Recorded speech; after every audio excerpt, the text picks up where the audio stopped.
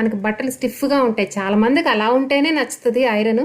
కానీ కొన్ని కొన్ని బట్టలకి మనకు అంత స్టిఫ్గా ఉండడం బాగోదు. పట్టు చీరలు, కొన్ని సిల్క్ చీరలు సిల్కీగా స్మూత్గా ఉంటేనే బాగుంటుంది కదా. ఇదిగో చూడండి, షర్ట్ ఐరన్ అయితే అయిపోయింది. చాలా బాగా వచ్చిందండి, చాలా నీట్గా వచ్చింది. అసలు ఎక్కడ ముడతలు అనేదే లేదనమాట. ఇప్పుడు ప్యాంట్ చేద్దాం. ప్యాంట్ని నేను హ్యాంగర్కి వేయలేదు, కొంచెం టేబుల్ మీద వేసి కూడా చూడాలి కదా ఇట్లా చేస్తే ఎలా వస్తుందని చెప్పేసి టేబుల్ మీద పెట్టి ప్యాంట్ని ఐరన్ చేస్తాం. మీరైతే ముడతలు గమనించండి, నేను దగ్గరికి చూపించినట్టే ఉన్నాను, బాగా కనిపిస్తున్నాయి.